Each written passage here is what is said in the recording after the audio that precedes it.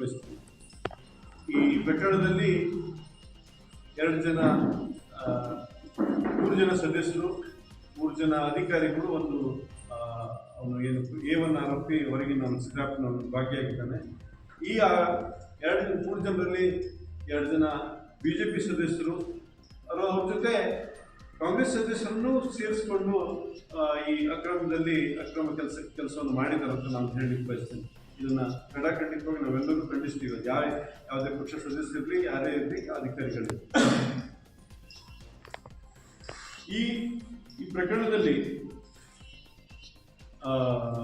ಈ ಮುಂದೆ ಬಂದ ಮೇಲೆ ಎಲ್ಲ ವಿಚಾರಣೆ ಹಂತದಲ್ಲಿ ನಮ್ಮ ಶಾಸಕರು ಕೂಡ ವಿಶೇಷವಾದ ಕಾಳಜಿಯನ್ನು ತಗೊಂಡು ಸಂಬಂಧಪಟ್ಟ ಇಲಾಖೆಗೆ ಅದರ ಬಗ್ಗೆ ನಿರಂತರವಾಗಿ ಅವರು ಕೂಡ ಪ್ರಯತ್ನ ಮಾಡಿ ಈ ಈಗ ಪೌರಾಯುಕ್ತರ ಒಂದು ಆಪಾದನೆ ಬಂದ ಮೇಲೆ ಅವರು ರಜೆ ಮೇಲೆ ಹೋದ್ಮೇಲೆ ಕೂಡ ಅವರಿಗೆ ವಾಪಸ್ ಚಾರ್ಜ್ ಶೀಟ್ನ ಸಂಪೂರ್ಣ ವಿವರವನ್ನು ತಮ್ಮ ಮುಂದೆ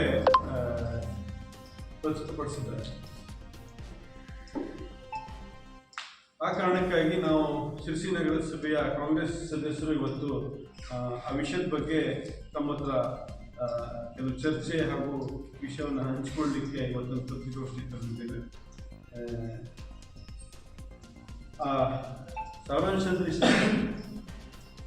ಈ ಕಳ್ಳತನ ಪ್ರಕರಣ ಏನಾಯಿತು ಫೆಬ್ರವರಿ 24ಕ್ಕೆ ಆಯಿತು ಅಂತ ನಾವು ಎಲ್ಲ ತಿಳ್ಕೊತೀವಿ. ಅದು 300 ದಿವಸ ಆದಂಥ ಪ್ರಕರಣ.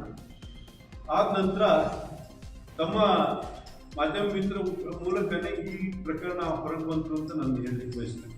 ಯಾಕೆಂದರೆ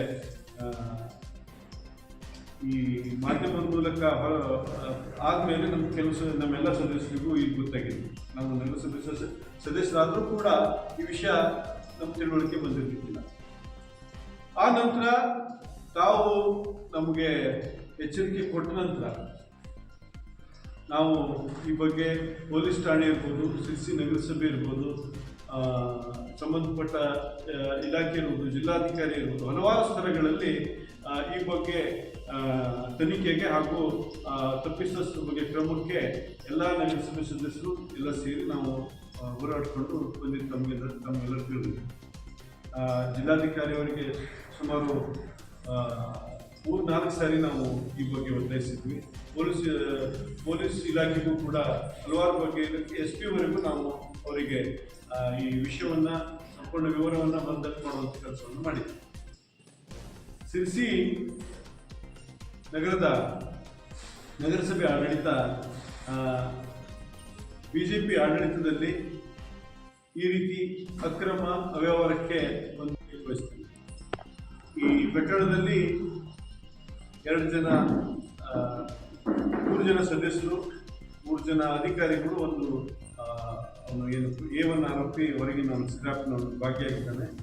ಈ 3 ಜನರಲ್ಲಿ 2 ಜನ ಬಿಜೆಪಿ ಸದಸ್ಯರು, ಅವ್ರ ಜೊತೆ ಕಾಂಗ್ರೆಸ್ ಸದಸ್ಯರನ್ನು ಸೇರಿಸಿಕೊಂಡು ಈ ಅಕ್ರಮ ಕೆಲಸವನ್ನು ಮಾಡಿದ್ದಾರೆ ಅಂತ ನಾನು ಹೇಳಲಿಕ್ಕೆ ಬಯಸ್ತೇನೆ.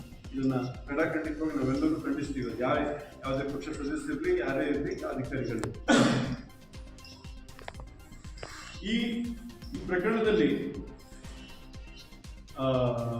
ಈ ಮುಂದೆ ಬಂದ ಮೇಲೆ ಎಲ್ಲ ವಿಚಾರಣೆ ಹಂತದಲ್ಲಿ ನಮ್ಮ ಶಾಸಕರು ಕೂಡ ವಿಶೇಷವಾದ ಕಾಳಜಿಯನ್ನು ತಗೊಂಡು ಸಂಬಂಧಪಟ್ಟ ಇಲಾಖೆಗೆ ಅದರ ಬಗ್ಗೆ ನಿರಂತರವಾಗಿ ಅವರು ಕೂಡ ಪ್ರಯತ್ನ ಮಾಡಿ ಈಗ ಪೌರಾಯುಕ್ತರ ಒಂದು ಆಪಾದನೆ ಬಂದ ಮೇಲೆ ಅವರು ರಜೆ ಮೇಲೆ ಹೋದ್ಮೇಲೆ ಕೂಡ ಅವರಿಗೆ.